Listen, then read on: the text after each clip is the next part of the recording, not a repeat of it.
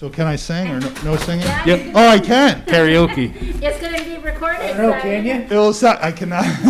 It'll sound better through the mask. Believe me. I'm gonna bump in Fast for singer. Joe. You gotta speak into the mic. I always forget to hit the button, so I Oh, gotta. it's on all the time. It's on all the time. It's Oh, is push to it? mute. Okay. Yeah, Assuming there's no issue unless the guy we are ready. to go. says something. Okay. Yeah.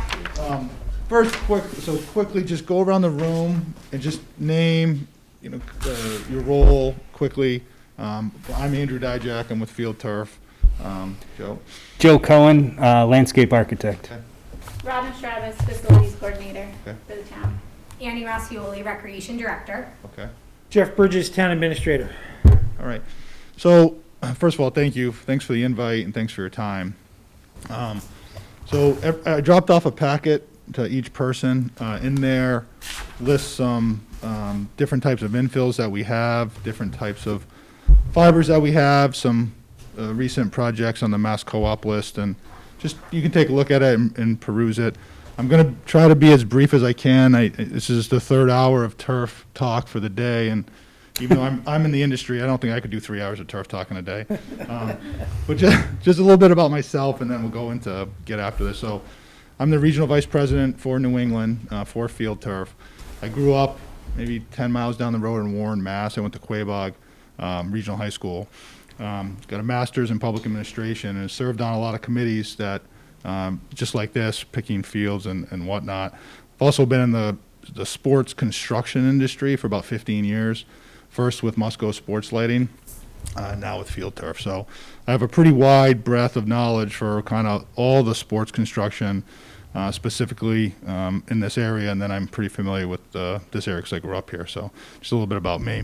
We're going to go over a bunch of stuff today, and if you have any questions at all, please stop, and I'm happy to answer them.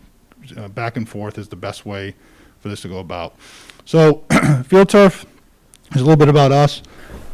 We have approximately a 50% market share in the sports turf industry. So there's approximately about 100 to 120 million square feet of turf that go on in any one year. We do about 60 million square feet. And all of our competitors, which there are maybe 5 or 6 competitors, each have between about a 4 to 7% market share. So that's how you add up to the other 50%. We've been in business for over 25 years. We are a division of Tarkett, which is a worldwide company that has about $3 billion in revenue. And this year alone, we'll do about $150 million in general contracting work. So we're a financially stable company and very large breadth of what we do. Joe mentioned earlier that this is going to be a multi-purpose field, so it's going to have a variety of different sports on them. We would suggest the fiber to be a dual fiber, which has both a monofilament and also a slit film type fiber. The slit film fiber is the one where the industry started about 20 years ago. Everybody made that. It was a fiber that plays a lot like Bermuda grass. It's very strong, and it lasts a long time. This honeycomb fiber is meant to separate and fold over, trap the infill, and play for an extremely long amount of time. The only negative behind this fiber is that the ball roll is very quick. So all sports love this, except for soccer. Because in soccer, what happens is the ball roll gets a little too fast, and it plays a little slick. So what we've done is we created a monofilament fiber, which plays like regular grass up here, and it's strictly for soccer. But since this is a multi-purpose field, we've had really, really good history with developing a system that has both, and the playability has been pretty exceptional. We've also have some very high-end references, which we'll get in at the end, that really love the product. A couple more things about Field Turf is that everything you see here, everybody you talk to from this point through our warranty, end of our warranty period, are all Field Turf employees. So everything, every infill, every fiber, every pad, every installation, anything that has to do with this project and Field Turf will be done by Field Turf employees. We think it's very important. We used to be in the business where we would sell carpet to one contractor that contractor would buy infill from another company, buy a pad from another company, and then what happens is the install may or may not go well.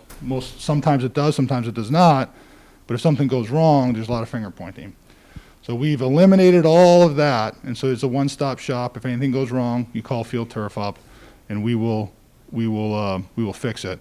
But everything's what we call is vertically integrated.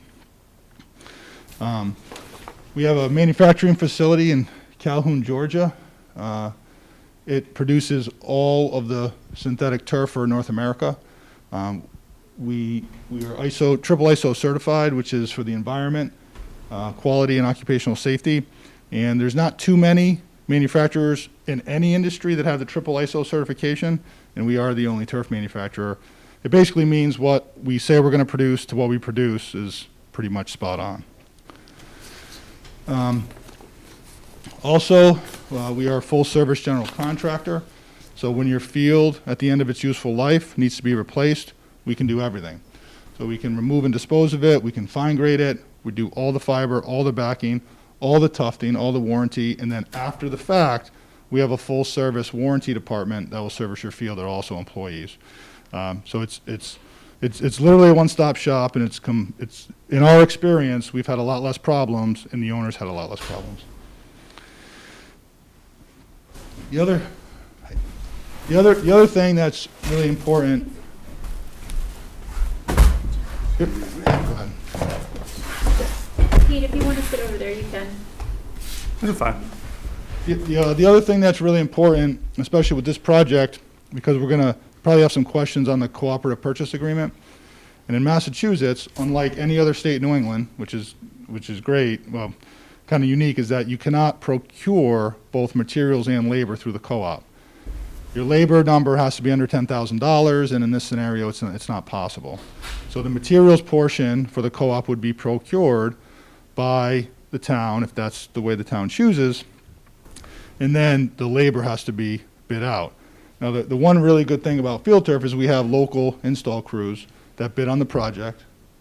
And then we also have certified crews, because you need 3 certified installers to be able to bid on the labor portion, which we've done a lot. And it would be either a contractor out of Western Mass, New York, or a local contractor here, or local employees here. All Field Turf certified, all local, and if anything happens to the field in any one of those scenarios, it always gets fixed. So, any questions on that? Field Turf, history? Nothing. Okay. All right, so there are 2 different kinds of systems that we offer. We offer a system we call the generic or prestige line. Field Turf can make any product out there today. We can make our product, we can make everything that Shaw makes, we can make everything that Sprint Turf makes, we can make everything that we can make every product out there. But nobody can make what we call our elite product. So we do offer 2 different choices. One of them we call generic or prestige, and the other one we call elite. And we're going to get into the differences between the 2. Basically, the differences are, one is a higher quality, lasts longer, and the playability is better. And we'll get into kind of the cost impacts of that afterwards. But the 3 things we're going to get into now are backing, the infill, and then the fiber. So what happens is when a turf system is being built in the factory, you have to tuft rows of turf into the backing. If you did nothing else, this backing would just fly off and you'd have fiber all over the place. So you can't do that. What you have to do is you have to coat the backing. And what we have is 2 different types of backing systems. One of them is called the finger unit backing, where we only glue or coat where the fiber gets installed. And then the other one is called the punched hole backing. Now the punched hole backing has holes in it every couple of inches. And the way that we do that, and the way everybody does that, is they either burn or drill holes into the backing. So this causes a couple different issues. Number one, it allows infill to leave those holes. So every year, every time it rains, infill is going to be coming out of those holes. And that's actually the best case scenario. If infill doesn't come out of the holes, what happens is the holes get clogged. And if those holes get clogged, could be surface water that happens onto the field because there's no vertical drainage and would have to drain horizontally. Now, is that a problem in every field? No, it's not. Do we install this product? Yeah, we do. It's a little bit cheaper, but we do install it. Our Elite system, which you can only buy off the co-op or private purchases, doesn't have any holes. So there's never a loss of infill. And one thing that we know more than anybody else, because we've been doing this for 20 years, is that the more infill that you have in your system, the longer it's going to last and the safer it's going to be. And there's no argument about that at all. So you want to keep the infill in the system. No holes, no loss of infill, no infill migration, and then also nothing to get clogged up. So the two different kinds of backing are punched hole backing and then also finger unit backing. Andrew, how does that infiltrate the finger unit? How does it what? How does that infiltrate the finger unit there? Yeah, all this is a completely porous surface. So everywhere you see black, that's where water can pour through vertically. Okay. And we've tested this numerous times. You're never going to get 80 inches of rain, right? It's just not going to happen. But it goes about 4 times faster because the water does not have to find a hole, or a hole doesn't get clogged. It's just going to hit, go through the infill, and drain completely vertically down. Drains 4 times faster.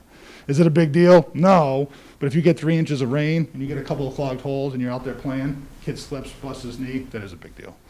It limits the amount of infill and the amount of water surface. So this was a project, I can't tell you where it is, but we put the turf down, and then we had to remove, it wasn't our fault, something else happened underneath the field, had to remove the turf 5 days later. This was a punched hole backing after one rain event. One rain event, and all this sand already came out of the backing. So this is what happens over time, years and years and years. We've also had a couple of fields that we've tested over time. This is a competitor field in Connecticut. Initially, the field had 3 pounds of rubber and 2 pounds of sand in it. After 10 years, it had no sand in it and only 2 pounds of rubber. So it lost 3 pounds of infill per square foot over a 10-year period. And that loss of infill is just not, we don't recommend it. Again, we do it when we have to, but it's just not a recommended use. So where does that infill go? So it's going to go, so this was on a system that was over a grate and it had a fiber underneath, so it's stopping the fiber. The infill goes into the base. So it'll go into the topping stone course of the base, which is usually 3/8 of an inch. So the 3/8 of an inch stone will just keep absorbing and absorbing and absorbing that sand. So it goes into the base system. Questions on the exciting world of backing for turf? Anything? No? Well, you're backing, so those channels run side to side rather than the long way, right? So we don't have, so if you have a piece of turf, these run correctly, vertically, up and down. And so this is basically, you flip this over, and now that's the bottom of the turf. And so when the rain hits, anywhere there's black, it drains right through. Same thing here, this flips over, that's the back of it, green's on top with the infill, rain. I understand, I'm just looking, so you're putting that, so if you're looking from the long end of the field, it's left to right. Correct, you got it, Okay, 100%, yeah, you got it. all right.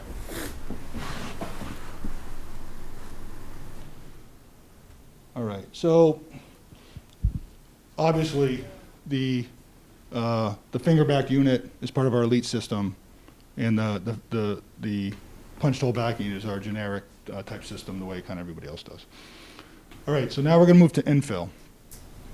And we'll get into alternative infills because I know there's some interest in that.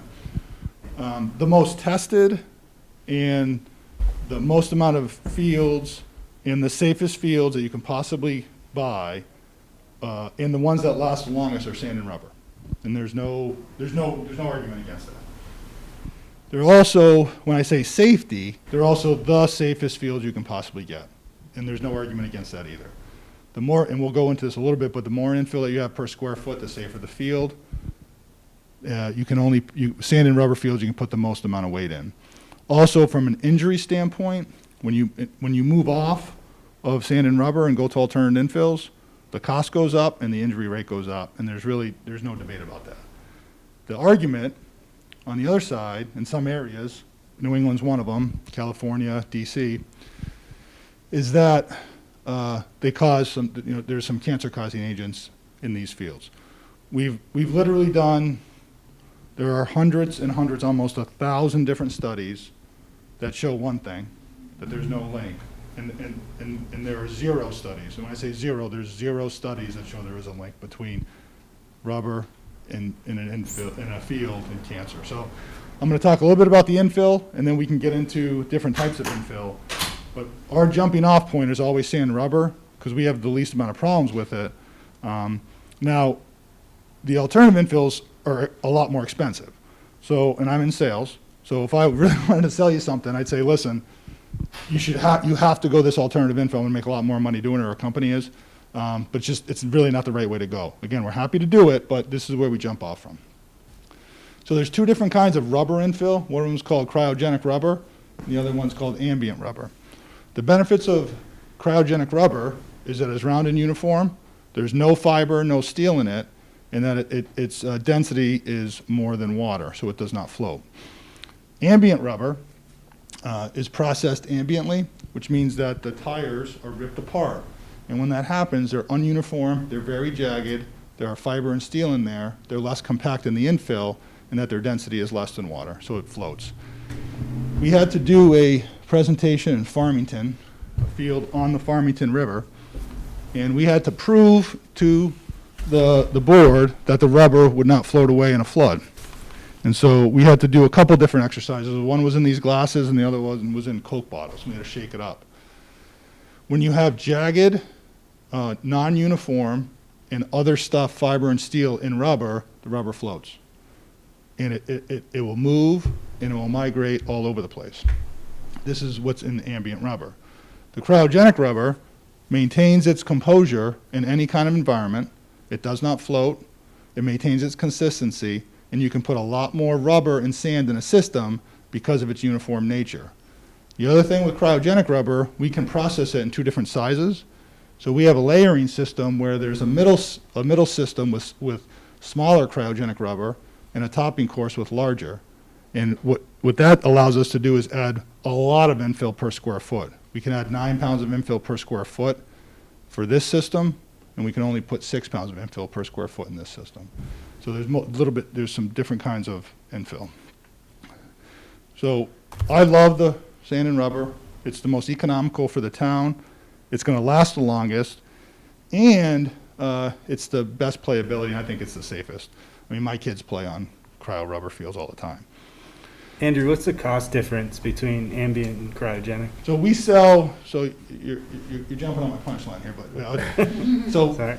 that's okay. The ambient rubber is with our generic system, our prestige line, public bids.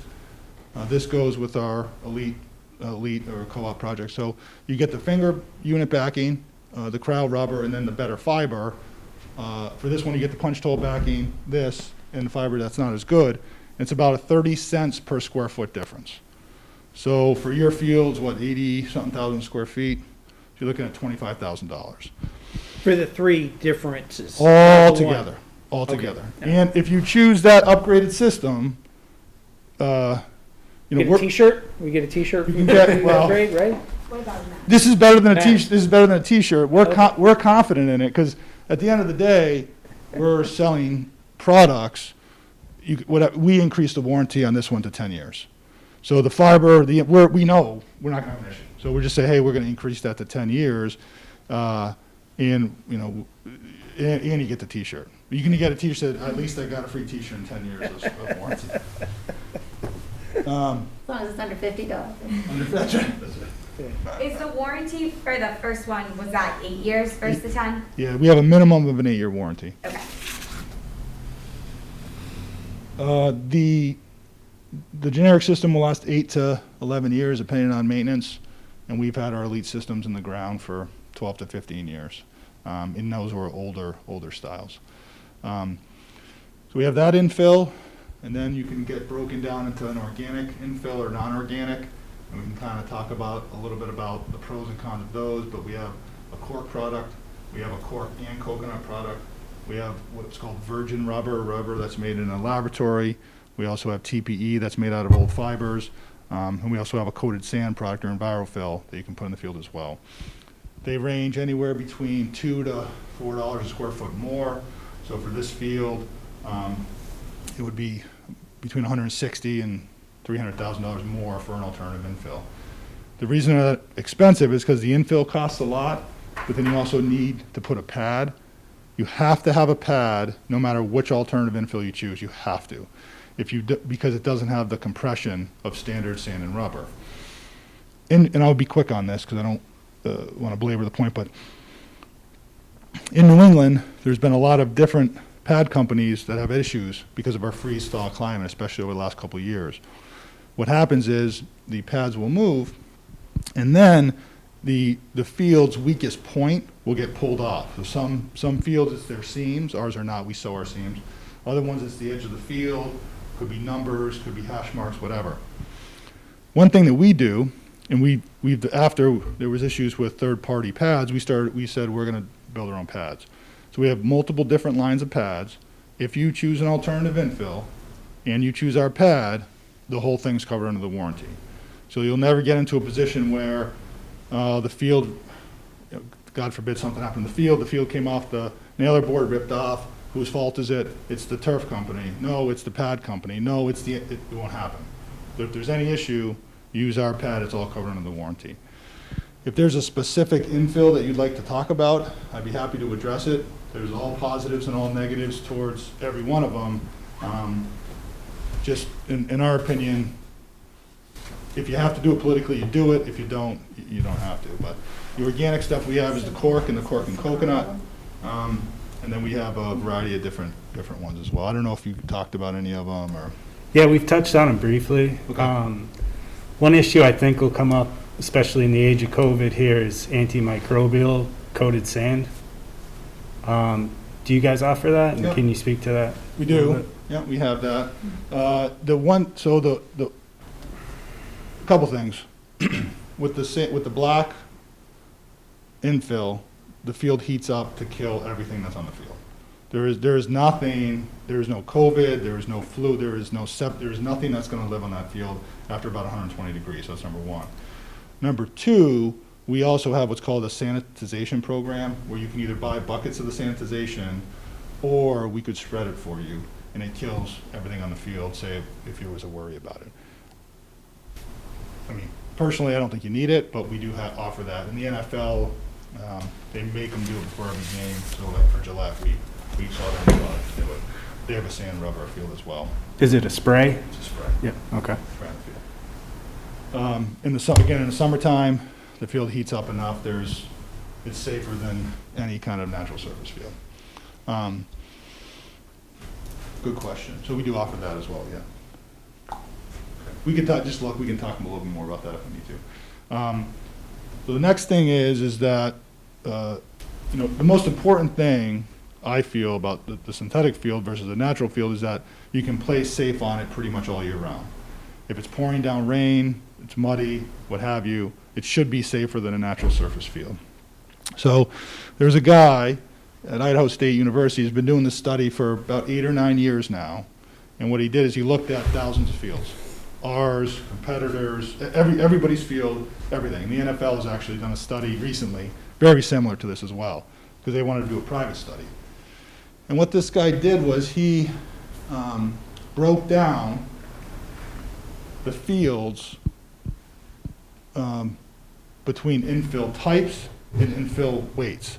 So in a square foot of turf, he measured the amount of infill per square foot. He broke them down in 4 different ways: 9 pounds or more, 6 to 9 pounds, 3 to 6, and 0 to 3.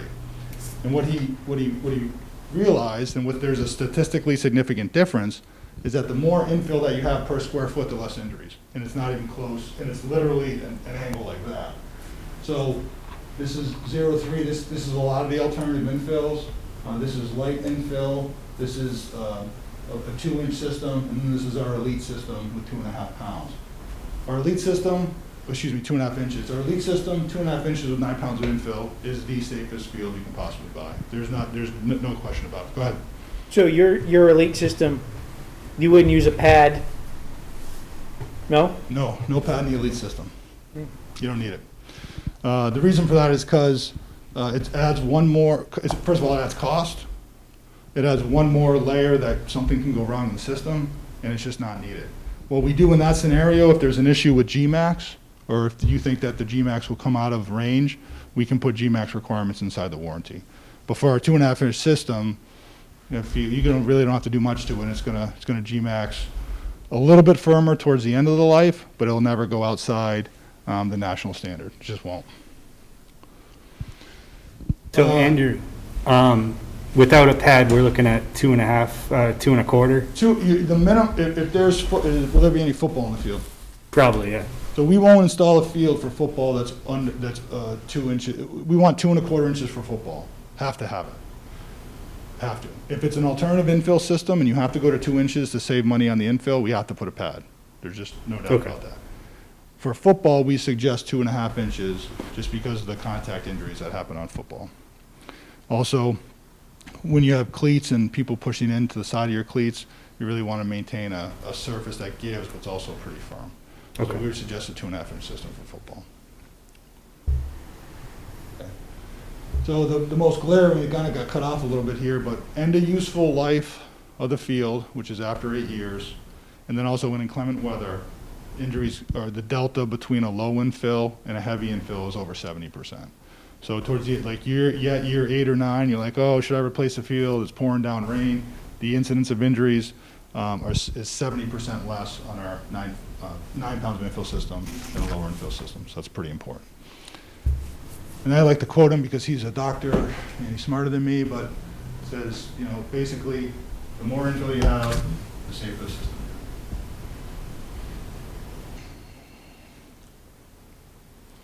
All right, so now fiber type. Now, fiber in and of itself does a couple of different things. One, it's aesthetically makes the field look like grass, which is important. But two, it helps the infill maintain its composure. So you want the infill to be trapped inside the field. And then for soccer, you also want the monofilament to stay up. Theoretically, if you built a field with no fiber in it, you could play on it for a little bit, there's really no issue. But over time, you need that fiber to hold the infill in and to maintain ball roll. So how the heck do you know if you have a good fiber or not? You know, nobody knew before. You would have me saying, we had the best fiber. You'd have somebody else say, no, we have the best. You know, it would just be, who knows what's going on here. So what Penn State did was they said, let's start testing this stuff, because they have a pretty good natural surface testing facility. So they started testing the synthetic stuff. This is a machine that simulates wear on a field. This goes this way and then that way. And the plot of turf is about this size right here. Every time it goes up and back, it's one cycle. What Penn State does is they go 10,000 cycles back and forth, and then they take 10 different fibers, and then they look at it under a microscope to see if there's a failure. And they do that for every single turf anywhere in the country. So if you test Penn State, Lisport, we're testing, you know, field turf, it'll just pop up, you can look at it yourself. I used to bring the thing and show people, but a lot of people thought I was kind of negative selling with that. So there's two different fibers that we use in our systems. One of them is the generic stuff, and the other one is the elite stuff. This is a good fiber. It's the second best fiber you can possibly buy. It's called the XM7. After 10,000 cycles, there's no real issue.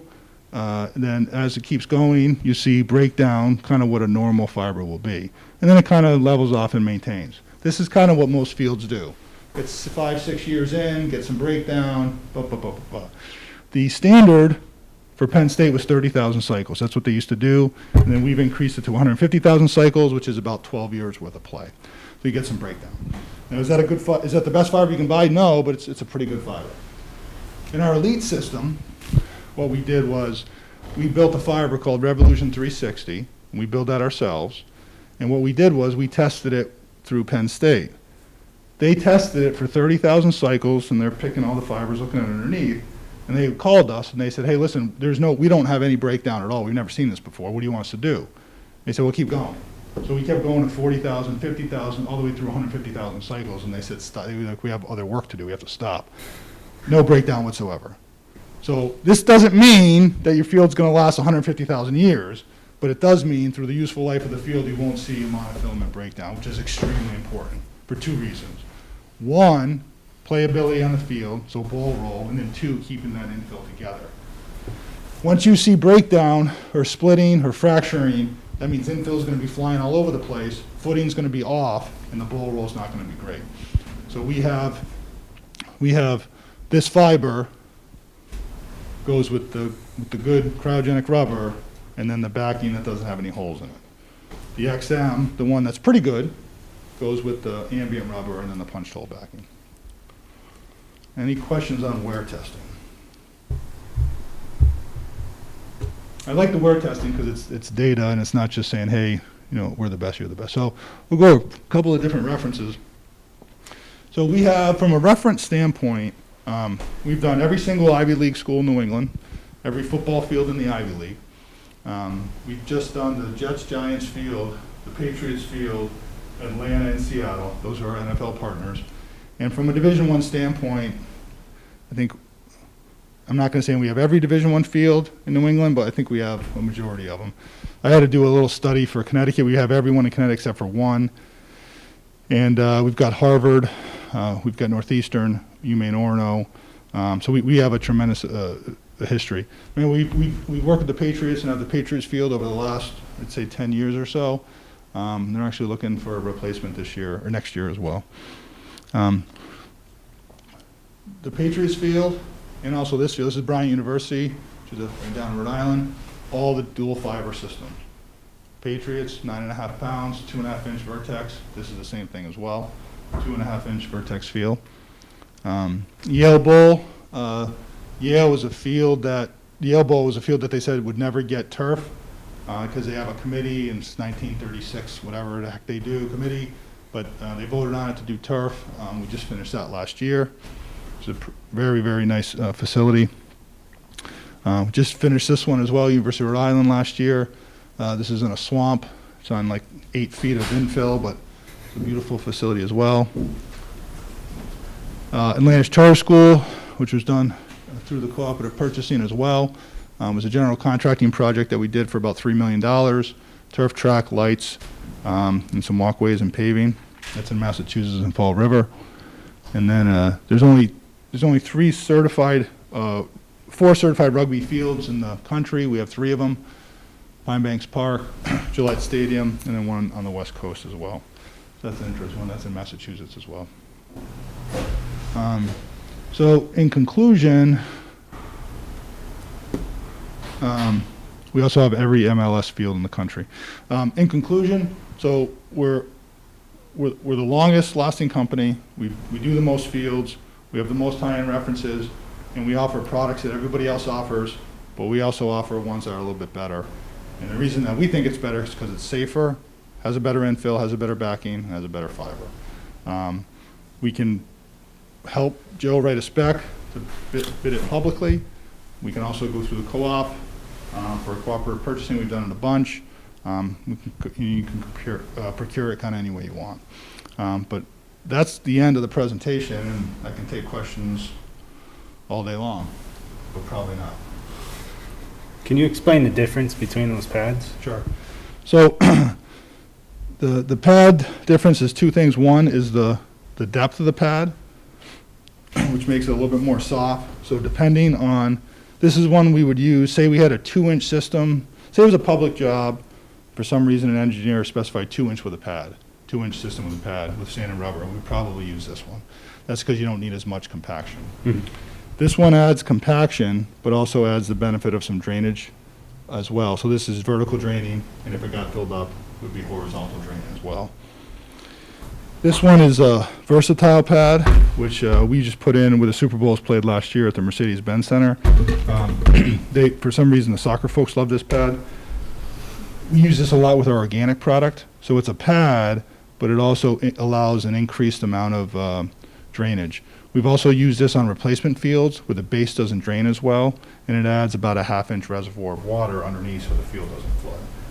We make this called Versatile out of old fields, and we also make these 2 as well. These are post-industrial materials and then turn into pads. All covered under the warranty though, if chosen. Do you guys want to see this? Yeah. just to recap, standard sand rubber system, spend the extra 30 grand on the best system you can buy, don't need the pad. Pads range anywhere from 80 cents to $1.50 a square foot. So it could be an additional 60 to, 150,000 bucks depending on which pad. If you do use an alternative infill or choose one, you have to have a pad. There's just no getting around it. So what product do you recommend for, a town rec field use there? For alternative infill or just in general? Let's say in general. So it just depends, if you want the longest lasting, safest, you go with the 2.5 inch, 9 pounds. If you don't want that, you can come down to 2.25 inch, and we probably wouldn't want to go below 2.25 inches. Okay. Going to a 2-inch system, now you only have 1.25 inches, 1.5 inches of infill. After that infill gets displaced, it goes to the backing, and it can cause problems long term. So we suggest between 2.25 and a 2.5 inch system. What's the name of the carpet product? It's called Vertex Vertex? or Vertex Prime. Vertex Prime. Vertex has 6 pounds of infill per square foot maximum, has the punched hole backing, and has pretty good fiber in the ambient infill. Vertex Prime can go up to 9 pounds of infill, a little bit more.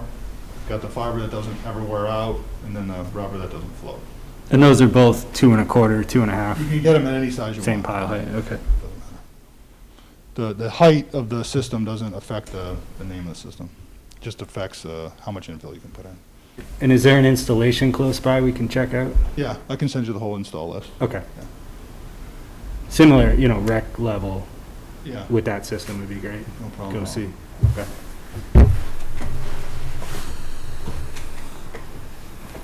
You guys have That was any? my question, similar rec Okay. visual, so that'd be great. What we'll do is we'll send you out I'll send you a list of all the local fields we've done in Massachusetts, or maybe even border Connecticut, just because you're right here, and we can take a look at it, do a little tour. Great. It'll probably be raining and cold that day, most likely. We'll check the drainage. That's right.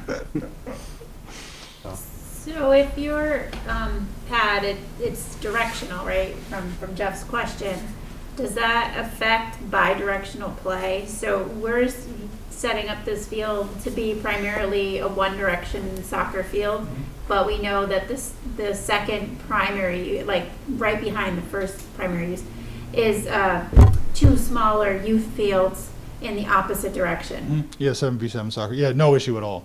None with ball roll, none with safety. Played nothing. Yeah, you can play it any direction you want. A lot of fields these days aren't putting any lines in. So we even talk about lines or logos or anything, and they'll line the field in different areas, but there's no effect whatsoever. Good question though. You can go into lines too, because that was my next question. So there's a couple different ways you can put lines in. We've made some mistakes over the years on putting lines in.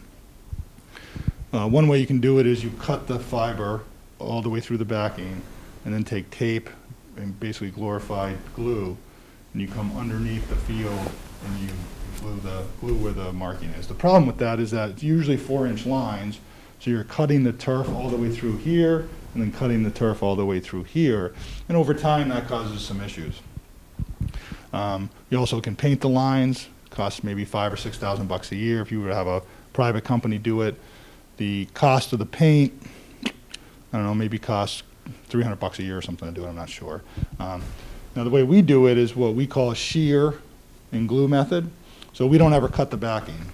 So anywhere you see a line that goes all the way down the field this way, horizontally, or all the way down the field vertically, we tough that in our factory. Any kind of separate line or a rounded line or a box or anything like that for a soccer field, we take these big glorified sheep shears and we shear the fibers down to the backing. So we don't ever cut the backing. Then we take glue, depending on where you are in the country, there's 3 different kinds of glue that we use. This one's a cold climate glue. We glue it down, and we'll take a different kind of fiber, white or yellow, whatever one you choose, and then we'll take that line, and then we put it on the backing. It creates a solid bond, and it doesn't move, and it doesn't compromise the backing. The other thing it is, it's obviously covered under warranty, so if there's any issues, but the installation method of actually cutting the field, we don't like it, we don't agree with it, and we don't do it. So we shear in what's called hot melt glue for a compound for the lines. Painting's not a bad option if you can do it yourself. You know, sometimes it's not super easy to do, and you can't cut the grass after if you mess it up. So, if you can do it and feel comfortable doing it and have people in-house, the cost of the paint's not that much money. If you have to do it professionally, it can run thousands of dollars a year. And to inlay a line when we're doing the field is $500 or something. It's not a big deal for us because the amount of material is like a zero. Does adding paint to it affect the infiltration or the warranty or any of the? The only time, it does not affect anything like that, and the only time we're cautious of that is that if there's a large area, so if there's a whole end zone or a logo that you paint and you're doing it like 3 or 4 times a year, then yes, that paint does add up. And what we would suggest is bringing in, there's a remediation type machine that would go in and wash, it would pick up the infill, wash it, and then put it back down. My guess is that you're probably not going to be doing that type of thing. That's more done at a college football level or somewhere where they're switching fields out, like you know, if there's 2 different kinds of people playing there, they switch the fields out or they paint them. But no, for your facility, it should not be an issue, and it does not affect anything. So I'll give you an example. So down in Atlanta, they fully paint the end zones for football, and then they wash off the paint for soccer. And you do that over and over again, 15 times a year, it can cause issues. But for your facility, I don't think there'd be an issue at all. That's not the reason not to paint, put it that way.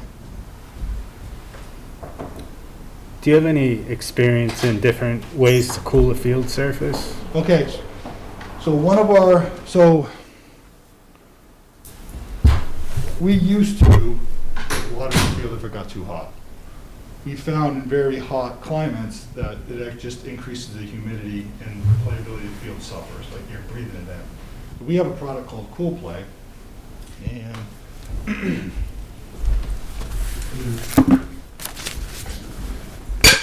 used in our 3-layer elite system, and it's right here. And what we do is we have, basically that is the top layer of the field. So instead of having a layer of black rubber on top, we have a layer of of green, what's called TPE on top. It's thermoplastic. It's a mixture of thermoplastic, which is the old fibers, and also a mineral compound, which is the same density as the rubber. And what that does is it cools the field about 40 degrees. So if the field was 150 in a normal sunny day, it would come down about 110. The upcharge for that is, I think, 50 cents-ish. We consider that an alternative infill because the players will only be in contact with a non-rubber system. So we consider that it's the cheapest alternative infill you can buy. And it cools the field, and the players don't ever touch any rubber. So that's the benefit of that. Other than that, there's not really good ways to do it. If you put water on it, it increases the humidity. But frankly, in New England, there's maybe 3 or 4 days a year where it gets too hot. And the reason for that is because at night it cools down. I used to live down south, wake up in the morning to run. At 5 in the morning, it's 99 degrees. The field never gets a chance to cool down.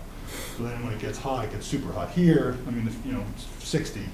And then, between 1 and 3, it'll heat up. But in New England, we don't sell a lot of the Cool Play systems.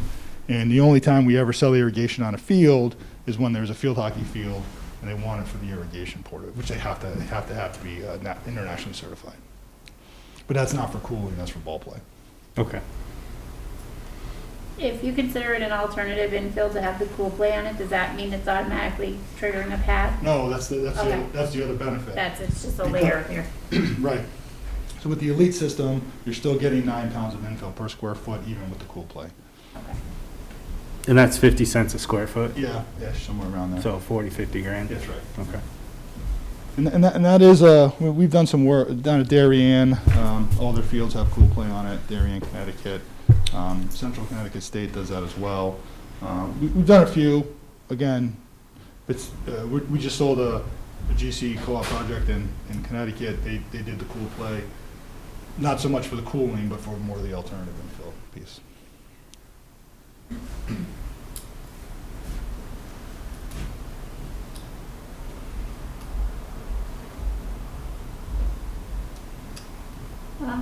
So what happens when we have to do the field again? So depending on which product, you'll have to do it between 9 and 15 years, just depends. Yeah. And depends what kind of infill that you have as well. If it's an organic infill and some alternative infills, you just have to throw everything out. If it's a sand rubber field, you can most likely, 99% of the time, reuse all of the infill.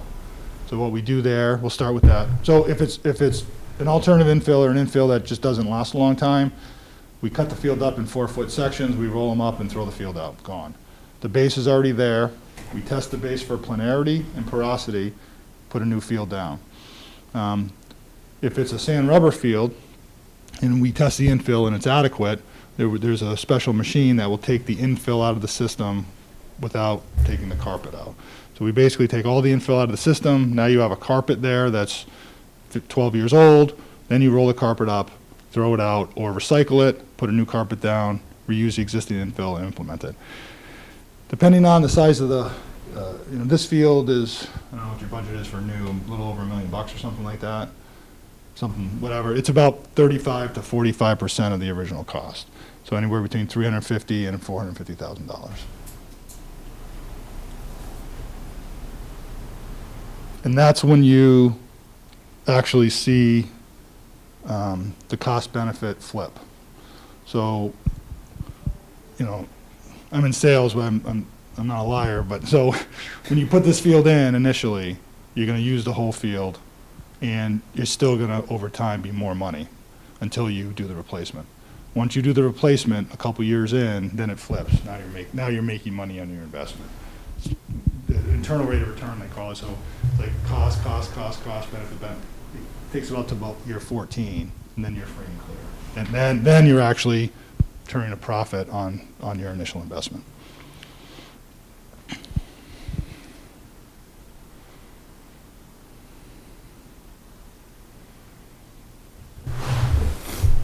Do you have any samples of the Vertex and Vertex Prime? So what we'll do, so what we're going to do, and the reason I don't bring a ton of them here, because we have so many different options, we're going to build a sample for you. Okay. Well, what I think we should do is build a Vertex, and then we'll do Vertex Prime with the Cool Play. It'll be a 1 foot, and then we'll let you look at it. If it's what you like, then we'll do a little tour of the fields that actually have that. Okay, perfect.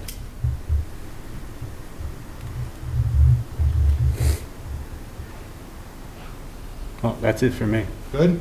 You guys all set? Thank you. All right. Easy peasy. Thank you very much. Thanks for your time. Any questions, cards in there, email me or email Joe or whatever. The pictures that we have in there are most recent co-op jobs through the end of last year.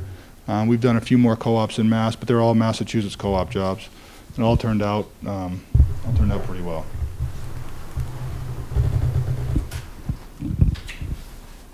In the past couple of years, are more people using a co-op system or a specification So system? so from a material standpoint, the benefit of the co-op is that you just get to choose your materials. So in a public bid setting, you can only specify in Massachusetts to either 3 manufacturers or a performance spec that 3 manufacturers can meet. So our elite system, nobody can meet it. So if you're sold, I mean, honestly, and we can go back and forth on this, but the bottom line is, if you're sold on the elite system, you think you're going to get more wear, more playability, and it's safer, go through the co-op. If you don't, if you're like, yeah, he's crazy, he was slinging a bunch of stuff I don't believe, that's fine too. Not fine for me, but I mean, that's okay. Then just write a generic specification that has punch hole backing and 6 pounds of infill, and then it's a race to the bottom for the bid. So the towns, the municipalities that say, hey, there's value in this, this is the product that I want, you choose it. If you don't find value in it, then you just bid it out. Because literally, everybody can make this, everybody makes that bottom tier stuff. We think we make it a little bit better, we have better installation, better warranty, it's still a better overall product, but you would never buy that lower tier product on the co-op. It just doesn't make any sense. Mhm. You get the 8-1 warranty, you get all that sort of thing. So if the folks that buy in, they buy in and they buy up the co-op, which, I mean, we did 0 co-ops for the first 17 years of the company, and over the last 3 years in Massachusetts, we've done probably a dozen.